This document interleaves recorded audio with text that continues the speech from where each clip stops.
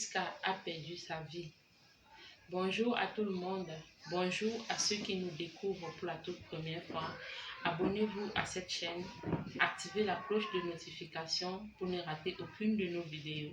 N'hésitez pas de liker et de commenter pour pouvoir nous donner votre avis sur les problématiques qui sont exposées sur cette chaîne.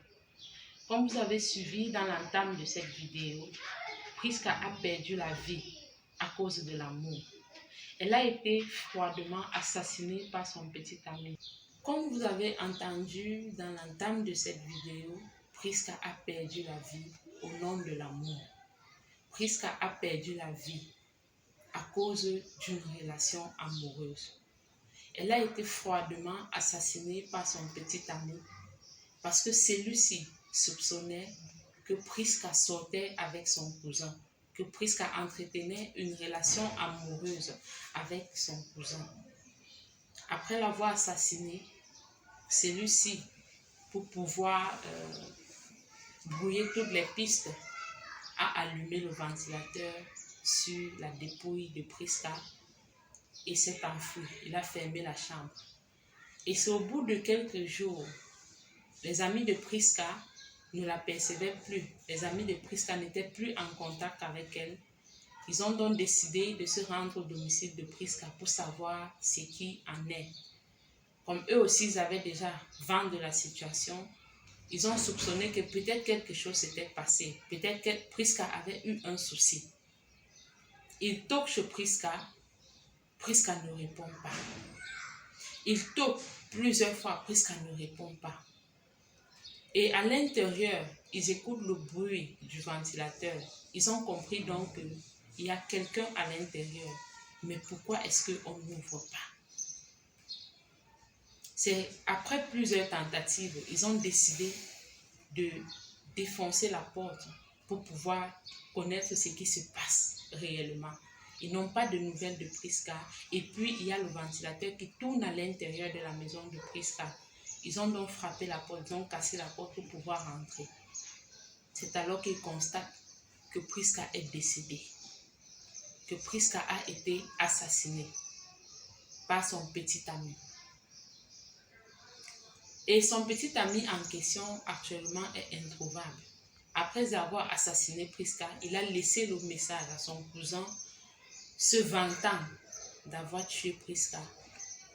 Se vantant d'avoir tué Prisca à cause de lui, à cause de la relation que son cousin entretenait avec Prisca. Est-ce qu'on peut... Ce qui me fait mal dans cette histoire, c'est que Prisca est venue en Tunisie se battre. Prisca a laissé une famille derrière elle. Une famille qui a pris soin d'elle. Une famille qui s'est chargée de l'éducation de Prisca jusqu'au niveau où elle était. C'était autour de Prisca de pouvoir apporter son soutien à sa famille. Mais à cause d'une relation amoureuse, Prisca a perdu la vie. Je n'imagine même pas dans quel état d'esprit se trouvent ses parents actuellement, sachant que Prisca a quitté le pays pour partir se battre en Tunisie. Sachant que Prisca a quitté le pays pour partir se battre et prendre soin de ses petits frères qui sont restés au pays. Sachant que Prisca a quitté le pays pour aller se battre pour avoir un avenir meilleur. Est-ce que de nos jours, nous devons avoir peur des relations amoureuses? Nous devons avoir peur de se mettre avec quelqu'un parce qu'on a peur que si demain ça se passe mal, on va nous assassiner. Aujourd'hui, franchement, l'histoire de Prisca va faire en sorte que beaucoup de filles se méfient des relations, que beaucoup de filles se méfient des personnes.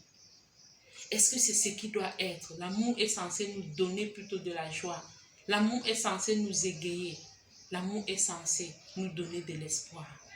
Mais si l'amour se transforme en décès, en destruction, où allons-nous aller? De Prisca aujourd'hui est une leçon, est une grosse leçon de vie pour nous les femmes. Parce que la femme, quand elle aime un homme, elle l'aime de tout son cœur. Quand elle aime un homme, il y a des détails qu'elle ne prend plus en compte. Nous les femmes, nous devons aimer, mais apprendre aussi à ouvrir l'esprit. Nous devons apprendre à ouvrir l'esprit et de regarder la personne avec qui nous nous trouvons. Le mari de Prisca, l'assassin de Prisca, n'était pas assassin aujourd'hui. Ce n'est pas quelqu'un qui a des gènes, qui a eu des gènes de l'assassinat que sur Prisca. Il avait ces gènes-là depuis. Mais je me dis que Prisca, au nom de l'amour, n'a pas pu voir ces traits-là, n'a pas pu voir ces traits de violence que son gars avait. C'est pour ça que je voudrais que les femmes aujourd'hui en amour soient plus objectives pour qu'on évite ce genre de situation. La femme est capable de se faire blesser, de se faire tabasser, de se faire chicoter par un homme et continuer à vivre avec cet homme-là. Vous avez vu la fois dernière avec le décès de la chantre, celle qui chantait la musique religieuse et son mari était pasteur. La fois dernière, ça fait le buzz dans les réseaux sociaux. Mais jusque-là, nous les femmes, on ne peut pas comprendre. Parce qu'on aime de tout notre corps, de tout notre esprit. Moi, aujourd'hui, je voudrais dire que nous les femmes, on aime aveuglement. Et puis, on aime sans regarder les petits détails. Nous devons tenir désormais compte de ces petits détails. Il y a eu des attitudes que son ami avait qui n'étaient pas commodes, mais Prisca a décidé de fermer les yeux dessus. Et c'est ça qui l'a rattrapé. Vous avez vu la dame, elle a été battue par son mari pendant des années, mais par souci pour garder l'image de son mari aux yeux de sa communauté chrétienne, elle a fermé le silence, elle a gardé le silence. Mais au finish, elle a payé par sa vie.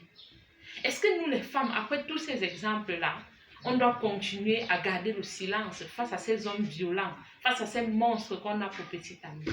Moi, je pense que non. Il n'écrit nulle part qu'on doit décéder parce qu'on aime. On doit décéder au prix de l'amour. Non.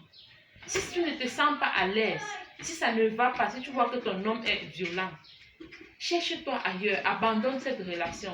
Ce n'est pas parce que tu vas abandonner que tes enfants ne seront plus tes enfants. Ce n'est pas parce que tu vas abandonner que ton enfant va être réaccouché par une autre femme, il restera ton enfant. Parce que les femmes ont l'habitude de dire qu'elles supportent à cause des enfants. Voilà, la dame, elle est morte aujourd'hui. Ses enfants sont devenus quoi après son décès? La conclusion que je dois donner à cette histoire, c'est que l'amour doit nous faire briller plutôt que de nous assombrir. L'amour doit être une lueur d'espoir. L'amour ne doit pas nous détruire. Donc, vous les filles, soyez plus sages.